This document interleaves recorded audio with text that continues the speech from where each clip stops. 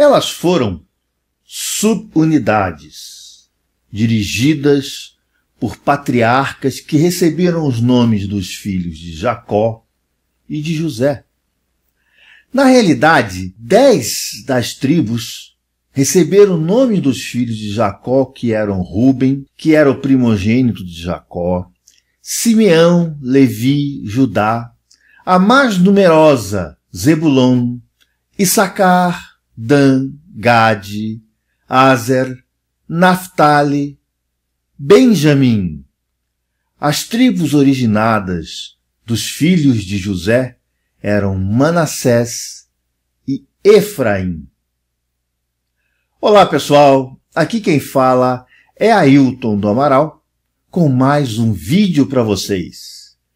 Dessa vez eu vou falar das tribos de Israel.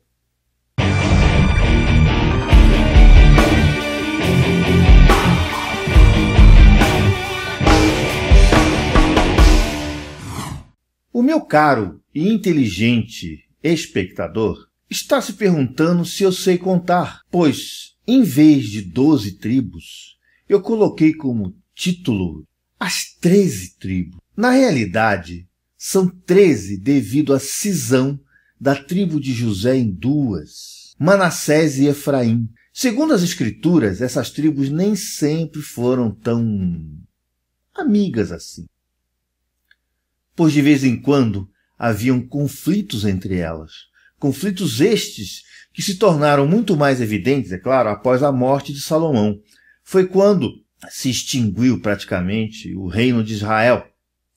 E ocorreu então o desaparecimento inexplicável de 10 dessas tribos, ficando apenas Judá, Benjamim e Levi, que constituíram o povo que hoje chamamos de judeus, que se organizou depois em 3 subgrupos, eu diria, conhecidos como Israel, Cohen e Levi.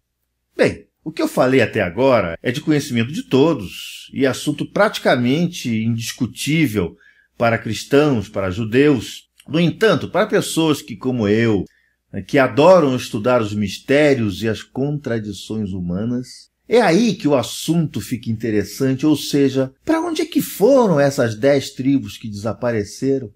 As escrituras dizem que essas 10 tribos seguiram para o norte e foram escravizadas pelos assírios. Existem outras teorias que dizem que foram para o norte da Europa e lá fundaram um império chamado Império Khazar. Esdras, por exemplo,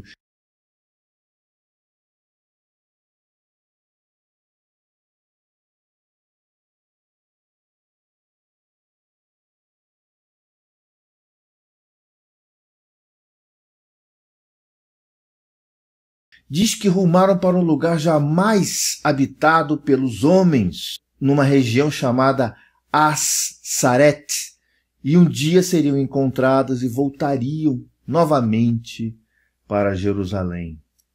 Gente, esse meu interesse pelas tribos de Israel, ele tem uma razão de ser, devido a um fato bem conhecido, de eu ter ido para Israel e ter feito escavações arqueológicas em Israel. Esse interesse ficou muito grande e o meu estudo, principalmente no paradeiro dessas 10 tribos, para mim é um grande mistério e uma razão de eu pesquisar bastante. Humberto Eco, em seu livro Baldolino, narra sobre Edad, da tribo de Dan, que comunicou a existência de um povo na África, originário de tribos perdidas, e uma terra abençoada pelo céu, onde se vive uma vida pacífica, jamais corrompida por qualquer tipo de crime. Onde corre leite e mel. Olha, gente, a história do leite e mel, já vista no Êxodo, onde corre aí leite e mel em seus riachos. Essa região teria ficado incógnita pelo resto do mundo devido à existência de um riacho chamado Sambation, que não possuía água, possuía apenas areia se movendo por entre as pedras, fazendo um barulho terrível, que se as pessoas que tentassem atravessar esse riacho sucumbiriam, afundando nessa areia, como se fosse aí uma areia movediça. Uma outra teoria interessante do paradeiro dessas 10 tribos fala de Caxemira, onde muitos locais lá na Caxemira têm nomes israelitas, como Har Nevo, Beit Peor, Pisga e Reshubon. Todos são nomes de aldeias. O povo da Caxemira celebra uma festa chamada Páscoa na primavera. Olha que coisa interessante. Quando acertam a diferença de dias entre o calendário lunar e o solar. E a maneira de se ajustar a isso é similar à maneira judaica, ou seja, criar mais um mês dentro do ano para que isso aí seja acertado com o horário solar, para que o povo possa viver no mesmo tempo que os gentios, eu diria assim.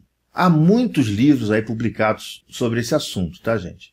A linguagem Urdu, que é usada na Caxemira, inclui aí muitas palavras em hebraico, gente. A maioria dos habitantes da Caxemira são muçulmanos, e é um território que hoje em dia é motivo de brigas entre indianos e paquistaneses, famoso território da Caxemira. Apesar disso, os habitantes de Caxemira são simpáticos com relação aos judeus de Israel. É evidente que a sua origem também é um fator que levou muito interesse dos israelenses a estudar, a pesquisar essa região para tentar encontrar também o paradeiro dessas 10 tribos desaparecidas, né? Tem um teólogo alemão chamado Roger Kersten, no seu livro Jesus Viveu na Índia. Olha a relação, né, entre também o judaísmo e o cristianismo quanto a esse viver na Índia, né? Esse livro do teólogo alemão Roger Kersten, ele relata nas suas viagens lá que ele fez de pesquisa, ter detectado a presença de descendentes das tribos perdidas de Judá, desde a Turquia até a China, passando pelo Irã, Afeganistão, Paquistão e Índia.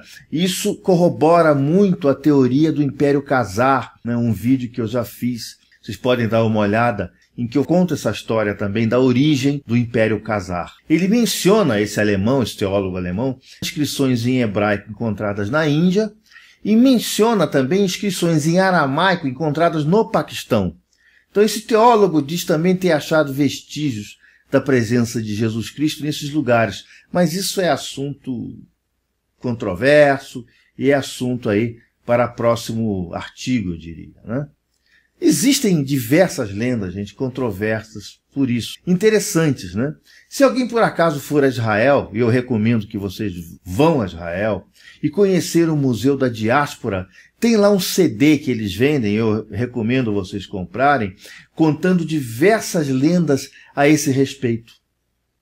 No entanto, para quem não pode e não quer ir a Israel, existem por aí diversos livros muito interessantes sobre o assunto. Eu recomendo ao leitor, como eu sempre faço, a leitura desses livros com mente aberta. Esse vídeo, ele relata um pouco do que eu aprendi em Israel, principalmente no estudo desse grande enigma, né? O que foi feito dessas 10 tribos perdidas? Vida longa e próspera, Ailton Alt.